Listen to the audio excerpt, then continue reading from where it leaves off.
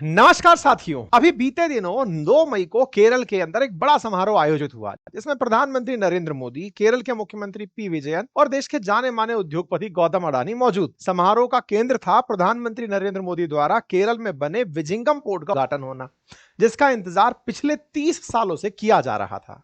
Vizhinjam seaport is the first container transshipment port. जी हां साथियों, केरल में लगभग 8,900 करोड़ रुपए की लागत से तैयार हुआ ये भारत का पहला डीप सी ट्रांसशिपमेंट पोर्ट है, जो पिछले कुछ दिनों से खूब चर्चा में बना हुआ है। भारत में इस पोर्ट की जरूरत और इसे बनाने को लेकर पिछले 30 साल से बहुत सारी योजनाएं बनी जो सफल नहीं हो पाई। अब भारत की सबसे बड़ी port developer company Adani ports and special economic zone limited यानी APSEZ ने इसे बनाकर तैयार कर लिया है और इसे भारत के लिए समुद्री व्यापार में एक बहुत बड़ी उपलब्धि माना जा रहा है, जो आने वाले कुछ वर्षों में भारत के समुद्री व्यापार की क्षमता और स्तर दोनों को काफी हद तक बदल देगा।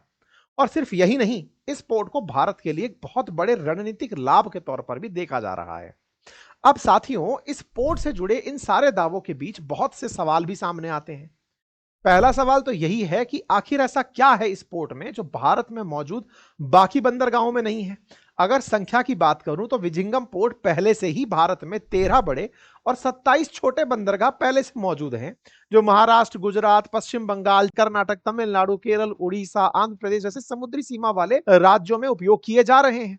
और जब भारत के पास इतने सारे बंदरगाह पहले से ही मौजूद हैं, तो लगभग 9,000 करोड़ की लागत से बना विजिंगम पोर्ट को इतना खास क्यों माना जा रहा है? कौन से वो कारण हैं जिसके चलते भारत में मौजूद इन सभी बंदरगाहों से इसे अलग बनाते हैं? साथियों, विजिंगम पोर्ट से जुड़ी हर एक चीज, इसमें उपयोग होने वाली तकनीक से लेकर इसकी लोकेशन, भारत के लिए डीप सी ट्रांसशिपमेंट का महत्व और भारत से होने वाले समुद्री व्यापार में इसकी भूमिका, हर एक बिंदु पर आज इस वीडियो में हम चर्चा करेंगे और आंकड़ों की मदद से आपको समझाएंगे कि कैसे केरल में तैयार हुआ यह डीप सी ट्रांसशिपमेंट वाला विजिंगम पोर्ट भारत के समुद्री व्यापार के गणित को बदलने का काम करेगा और कैसे आने वाले 4 दशक में यह पोर्ट 2,15,000 करोड़ का रेवेन्यू जनरेट करेगा।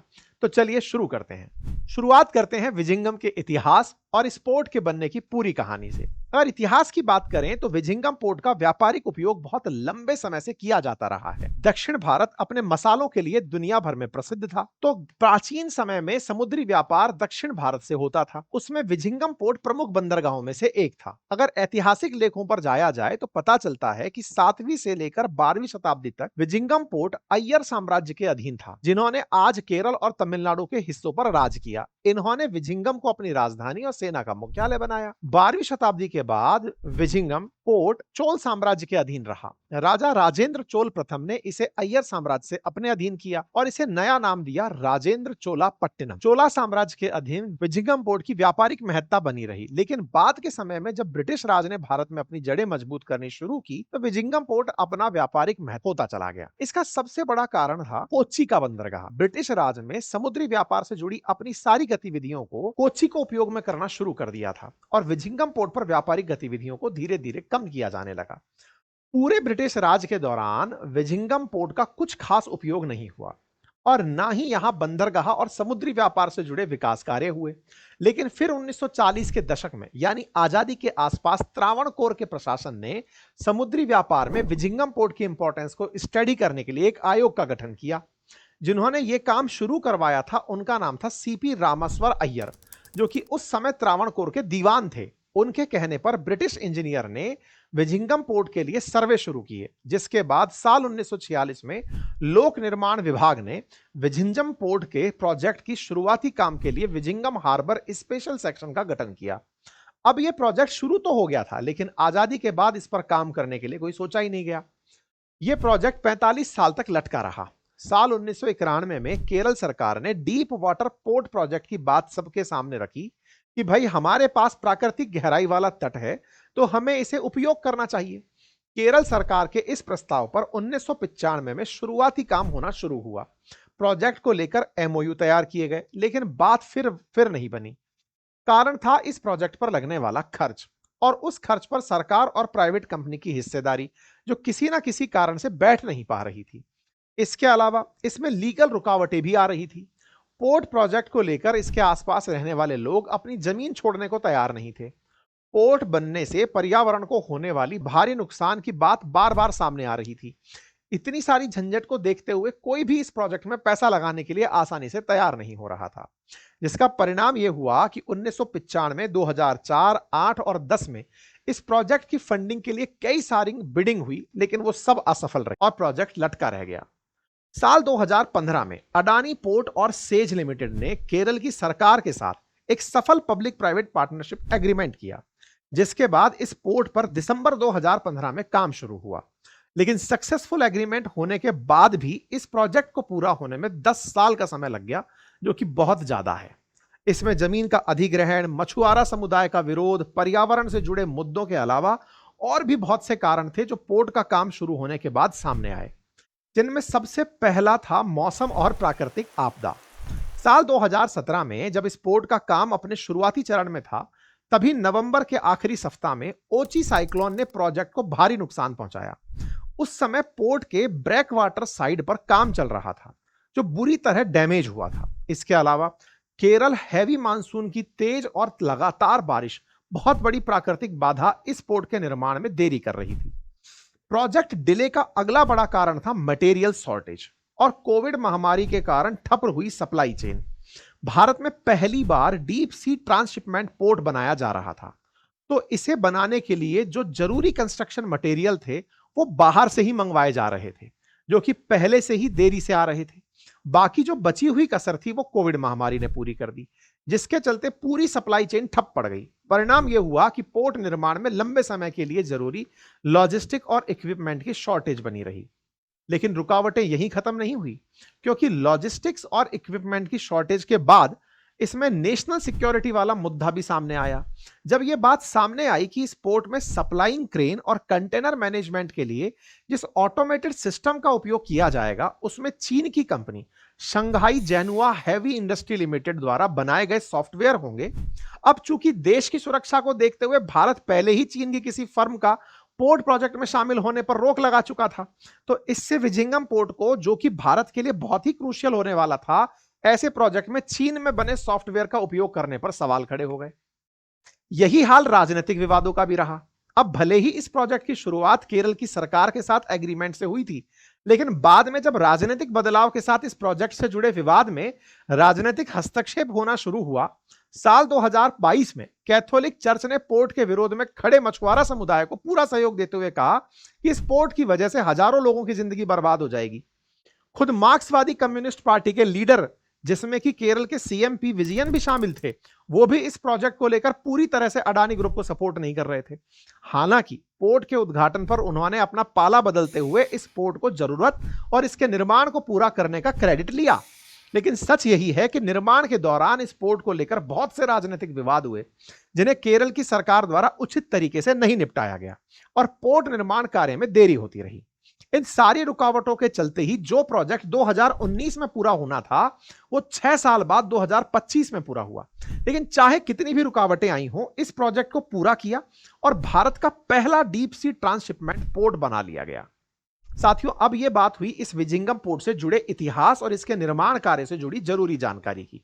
अब बात करते हैं इस पोर्ट की उस खासियत की जो इसे भारत में मौजूद बाकी बंदरगाहों से अलग बनाता है। मतलब बड़ा सवाल कि यह स्पेशल क्यों है। देखिए, अगर हम इस पोर्ट की सबसे बड़ी खासियत की बात करें तो मेरे हिसाब से इस पोर्ट का निर्माण उस अडानी ग्रुप ने करवाया है जिसके ऊपर लगातार आरोप लगते रहे हैं कि यह सिर्फ उन राज्यों में निवेश करती है जहां बीजेपी की सरकार होती है। इससे भी बड़ी बात, एक निजी कंपनी होते हुए भी उस राज्य की सरकार के साथ मिलकर यह पोर्ट बनाया है जो घोर कम्युनिस्ट आइडियोलॉजी की बातें करती है, जिसकी विचारधारा की नींव कैपिटलिज्म के विरोध में और उसे खत्म करने के उद्देश्य से रखी गई है। फिर जब इसके उद्घाटन पर प्रधानमंत्री मोदी जी ने मंच से कहा कि समारोह के बाद बहुत से लोगों की नींद उड़ने वाली है, तो इस पोर्ट का राजनीतिक महत्व और ज्यादा बढ़ गया। अब राजनीतिक दृष्टि से तो पोर्ट के उद्घाटन के दिन ही बहुत खास यह बन चुका था। अब जरा इसकी बाकी विशेषताओं पर भी चर्चा कर लेते हैं। जैसा मैंने वीडियो की शुरुआत में कहा था कि यह भारत का पहला डीप सी ट्रांसशिपमेंट वाला बंदरगाह है। डीप सी ट्रांसशिपमेंट पोर्ट का मतलब होता है ऐसा पोर्ट जहां पर गुड्स कंटेनर को बड़ी कार्गो शिप से छोटी छोटी कार्गो शिप में ट्रांसफर किया जाता है और फिर से ये छोटी छोटी कार्गो शिप गुड कंटेनर्स को फाइनल डेस्टिनेशन तक पहुंचाती हैं। इसे आप एक छोटे उदाहरण से ऐसे समझिए, मानो एक बड़ी कार्गो शिप में 50 कंटेनर लेकर किसी एबीसी पोर्ट पर आती है। जो कि एक डीप सी ट्रांसशिपमेंट पोर्ट है। यहां से इन 50 कंटेनर्स को 10 छोटी छोटी कार्गो शिप में 5-5 कंटेनर्स रखकर अलग अलग हिस्सों में भेज दिया जाता है। अब यहां पर सवाल आता है कि इस पूरी व्यवस्था में डीप सी ट्रांसशिपमेंट पोर्ट की जरूरत क्या है। तो साथियों, जो बड़ी कार्गो शिप होती है ना, जिन्हें मदर वेसल कहा जाता है, उन्हें किसी भी पोर्ट पर सुरक्षित डॉकिंग यानी रुकने के लिए एक निश्चित गहराई वाला पानी चाहिए होता है, जो कि कम से कम 18 मीटर होता है। यानी किसी पोर्ट पर मदर वेसल कही जाने वाली बड़ी कार्गो शिप तभी डॉक कर सकती है जब पोर्ट की गहराई 18 मीटर या उससे अधिक हो। अगर पोर्ट की गहराई कम होगी, इससे डॉकिंग करते समय कार्गो शिप का जो निचला हिस्सा होता है, असल में जहाज पानी के अंदर कई माले तक डूबा हुआ होता है, तो जो जहाज का निचला हिस्सा होता है वो डैमेज हो जाता है। साथियों, जो अधिकतम प्राकृतिक पोर्ट होते हैं उनमें इतनी गहराई होती ही नहीं है।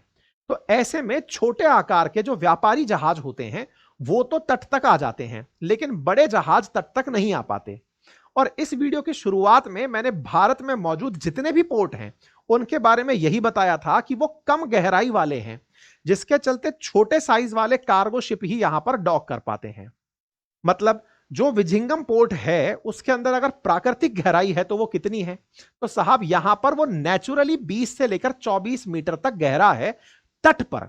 ऐसे में मदर वेसल डॉकिंग के लिए बढ़िया से इसके तट पर आ पाएगा। अपनी डीप सी ट्रांसशिपमेंट फैसिलिटी के चलते ही विजिंगम पोर्ट ऐसे अल्ट्रा लार्ज कंटेनर्स को, जिनकी पानी में गहराई काफी है, जो कि 20 फीट के 24,000 से ज्यादा कंटेनर ला सकते हैं, उन कंटेनर्स वाले जहाज को भी तट तक बुला पाएगा। इसकी खासियत सिर्फ बड़ी शिप की डॉकिंग तक ही सीमित नहीं है, बल्कि इसकी कैपेसिटी और इस पोर्ट में उपयोग हो रही तकनीकी इसे बाकी जो पोर्ट हैं भारत के उनसे अलग बनाती है।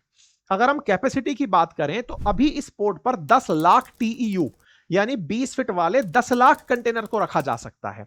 और जब इस पोर्ट के बाकी सभी फेज का काम पूरा हो जाएगा तो इसकी कैपेसिटी बढ़कर 20 फीट के बराबर 55 लाख कंटेनर रखने की हो जाएगी।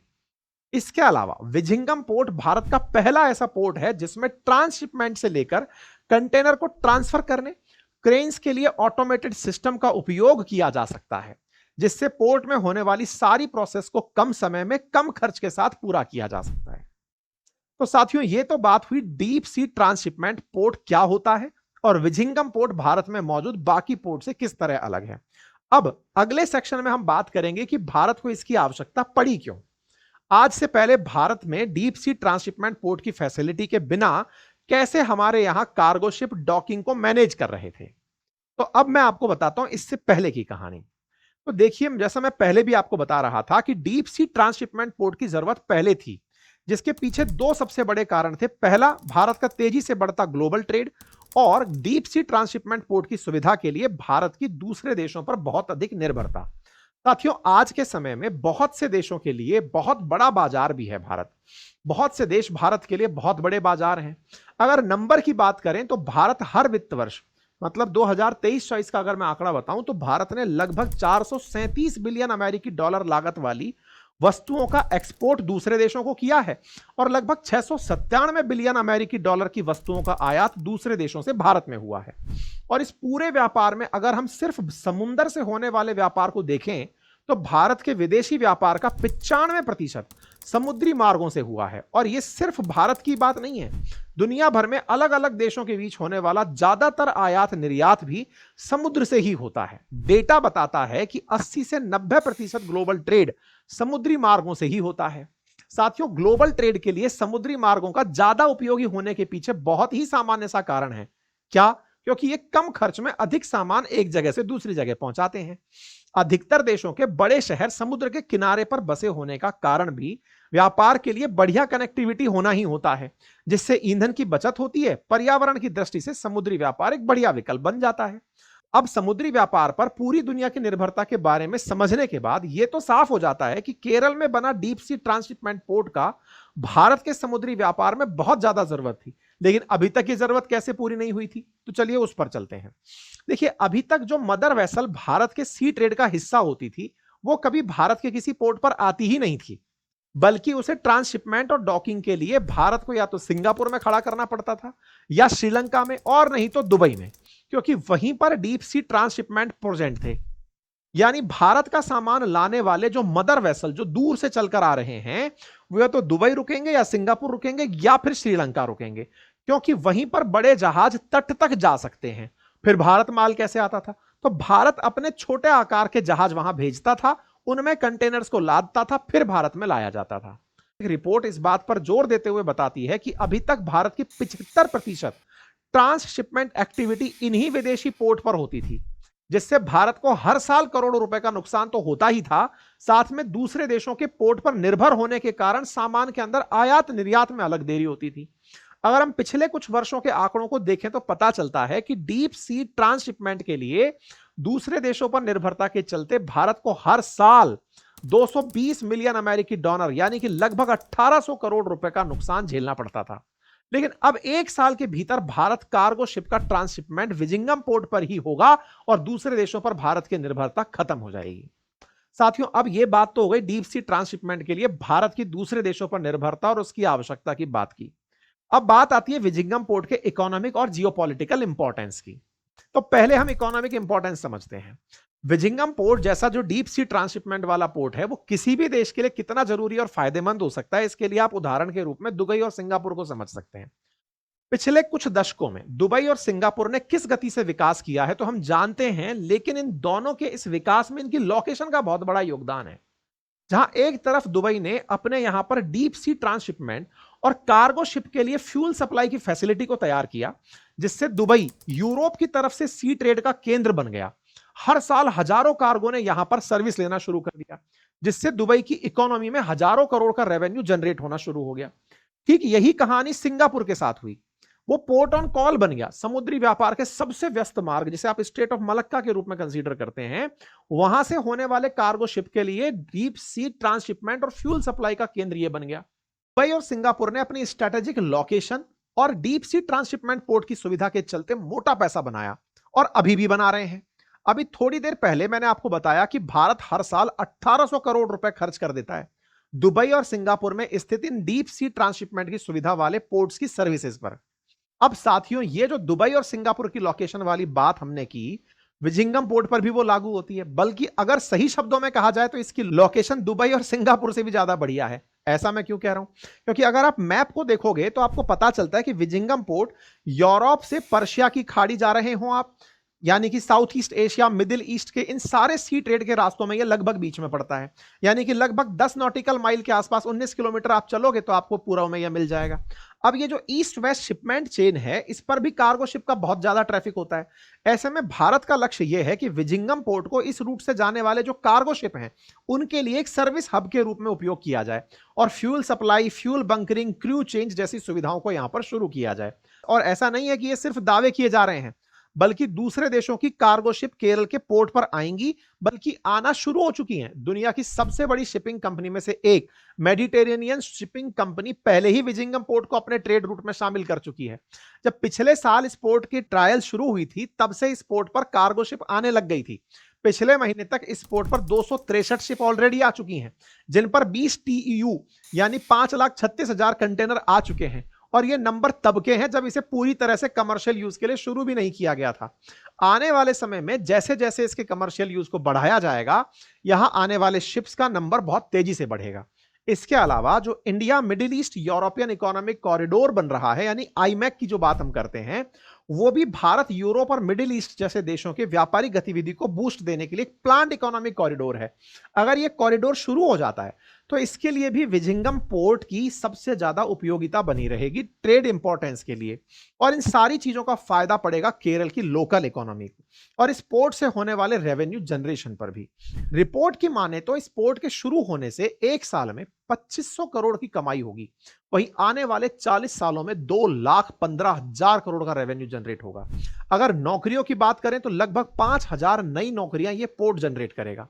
सिर्फ नौकरियां और इनकम ही नहीं, बल्कि इस पोर्ट से भारत की निर्यात कैपेसिटी बढ़ेगी, गुड्स सप्लाई चेन ज्यादा मजबूत होगा, निर्यात और आयात पर खर्च होने वाला समय और संसाधन भी बचेगा।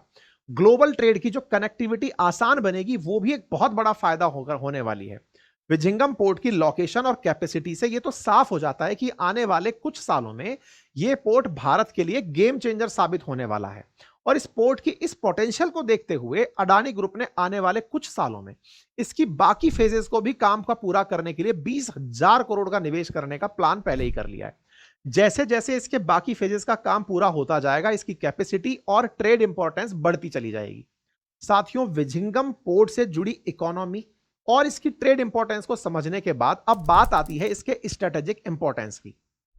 न्यूज हेडलाइंस में इस पोर्ट की इकोनॉमी और ट्रेड की गणित पर तो बहुत बात हुई, लेकिन जियोपॉलिटिक कॉन्फ्लिक्ट्स में इसका जो सबसे बड़ा और महत्वपूर्ण उपयोग हो सकता है उसके बारे में उतनी बात नहीं हुई, या यूं कहें कि इतने सारे फायदे के बीच इसका जो सबसे बड़ा उपयोग था वो छिपा रह गया।